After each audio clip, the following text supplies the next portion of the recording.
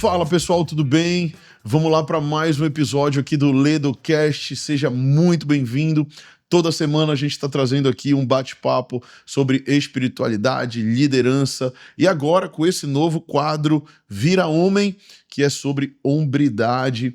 E eu quero trazer um pouquinho sobre o entendimento do que é ser homem à luz da palavra de Deus, num tempo em que a masculinidade tem sido tão desconstruída, né, nos nossos dias.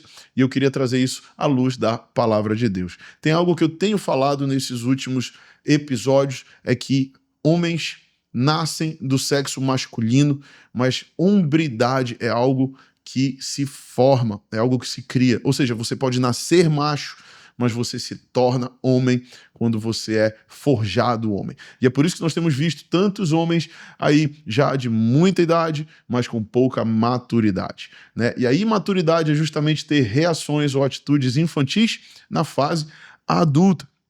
Mas hoje eu queria compartilhar com você um tema específico, que é o que aprendemos com os personagens bíblicos acerca de masculinidade. Eu queria citar hoje aqui alguns personagens, porque a Bíblia ela é rica e ela é cheia de exemplos de homens que foram usados por Deus e que acertaram, alguns também erraram na sua caminhada. E a gente pode aprender tanto com os acertos quanto com os erros deles e com as suas histórias. E o primeiro que eu queria trazer aqui é Adão. É isso mesmo, o primeiro homem que foi criado. A Bíblia diz lá em Gênesis 1 que Deus criou homem e mulher. Homem e mulher os criou, né? Então, lá no início de tudo, Deus cria o homem do sexo masculino e a mulher do sexo feminino. Ambos têm valores iguais para Deus. Ambos são amados igualmente por Deus, porém possuem papéis distintos, papéis diferentes. E é essa confusão que muitas vezes tem sido trazida e que tem, de fato, destruído muitos lares, muitas famílias, porque o homem, às vezes, está querendo pegar o papel da mulher e a mulher querendo pegar o papel do homem e está uma grande confusão. Adão é o primeiro que eu gostaria de falar. E Adão, ele teve uma característica muito chave que a gente vê se repetir nos nossos dias. Adão, ele foi omisso, né? Ele se omitiu.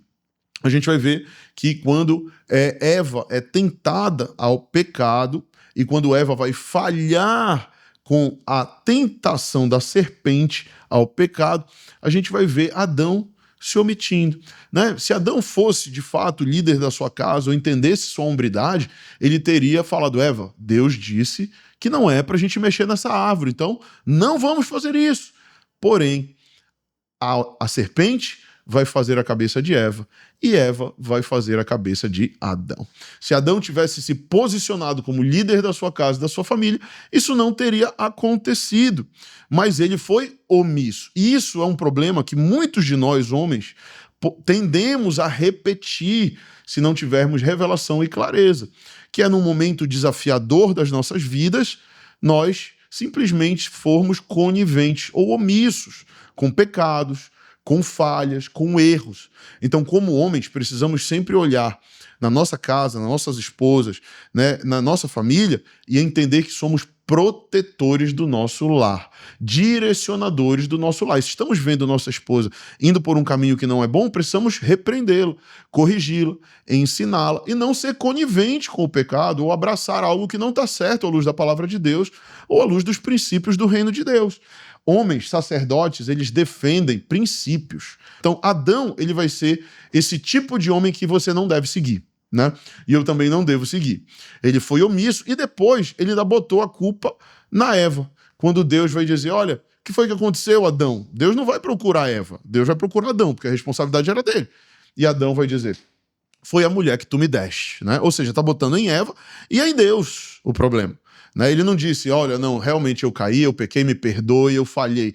Não tinha arrependimento genuíno. Né? Ele não estava arrependido genuinamente. Ele simplesmente disse, olha, foi a mulher que tu me deste. Então, querido, não siga o exemplo de Adão. Adão foi um homem fraco. Né? E muitos homens hoje que não nasceram de novo e, pasmem, até mesmo que já nasceram de novo, são tentados a voltar para esse lugar de Adão.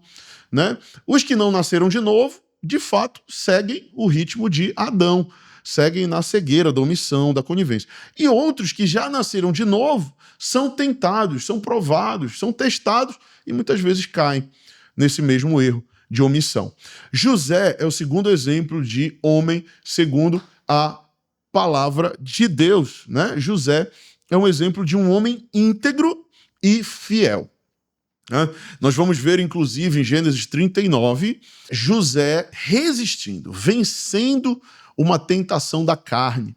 Né? Eu não sei se você conhece a história de José, eu não tenho tempo para te contar a história toda, mas uma breve parte é que José foi vendido pelos seus irmãos como escravo e foi parar lá na casa de Potifar. Ele vai servir a casa de Potifar, e a casa de Potifar vai prosperar, porque ele era um líder e onde ele botava a mão prosperava, mas no meio do caminho ele é tentado, né?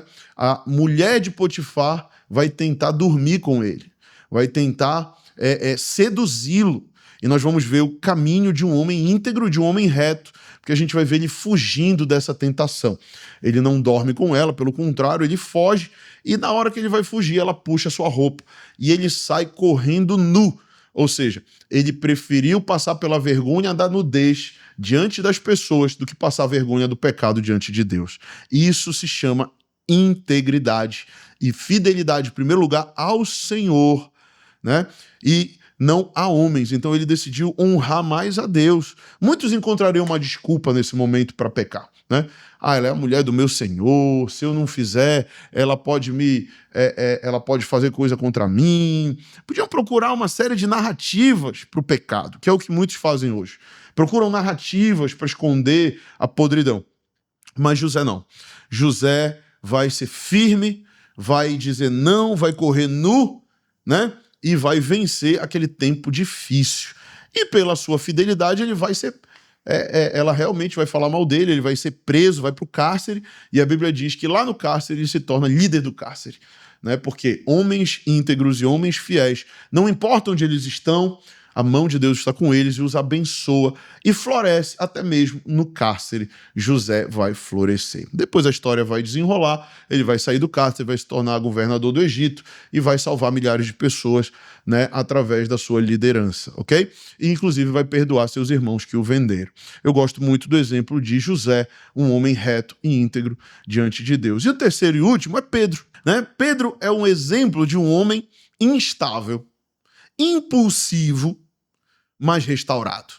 Sabe, eu gosto muito que Pedro, ele é esse cara sanguíneo, né? Pedro é esse cara que fala sem pensar muito, dá respostas rápidas, às vezes burras, né? Que vai pegar a repreensão de Jesus, que vai negar Jesus, né? Inclusive vai negar Jesus 3 vezes, mas depois se torna um dos maiores líderes da igreja. E eu amo esse exemplo porque é um exemplo de redenção. Né? Nós falamos do exemplo de Adão, que foi um exemplo bem ruim no começo de tudo, falamos do exemplo de José, que foi de integridade, mas agora de Pedro, que foi um cara que parece muito com a gente, que erra, que peca, mas que se arrepende, volta atrás e tenta corrigir, e tenta fazer o que é certo, e se torna o líder da igreja naquela época. Né? A restauração de Pedro, ela nos ensina que Deus transforma erros em propósito. Né, quando temos um coração genuíno, arrependido de verdade, quando somos homens que encaram as debilidades com vulnerabilidade, com verdade, né, a gente vê que Deus ele muda a nossa sorte, ele muda a nossa realidade. Eu gosto bastante também do exemplo de Pedro, porque mostra que homens que de fato têm humildade para se arrepender acabam sendo de fato perdoados, recebendo misericórdia e começam de novo. Diferente de Judas, que traiu Jesus e acabou se suicidando e teve um fim terrível, Pedro, mesmo tendo negado Jesus 3 vezes, se arrepende e tem uma nova chance e reconstrói tudo de novo e Deus o abençoa. Né? E eu queria te perguntar hoje, qual desses homens mais reflete os desafios que você está enfrentando atualmente? Será que está enfrentando desafios como o de Adão, desafio de omissão, né, de conivência com pecado, com erros? Será que está sendo como José, um tempo de estar sendo provado, mas está sendo fiel, um tempo de integridade? Ou será que está como Pedro, né, que falhou, mas está tentando reconstruir, se arrependeu, está tentando acertar? Né? Então, precisamos olhar para os erros e acertos desses homens e entender que a masculinidade bíblica não é sobre ser dominador ou ser sobre passivo, mas sobre ser como Jesus. Carregar a identidade de Cristo, esse é o nosso alvo como homens de Deus que somos. E precisamos entender que sejamos homens que puxam o bonde, que agarram a responsabilidade, que lideram, que amam suas famílias e que são um exemplo para a sua geração. Eu espero ter te abençoado com esse episódio de hoje. Quem sabe na semana que vem ou em breve teremos mais um episódio do Vira Homem, nosso bate-papo aqui sobre masculinidade e hombridade. E eu espero ter te abençoado com mais esse episódio. Não esquece de curtir e compartilhar com alguém que você ama. Deus te abençoe e até a próxima.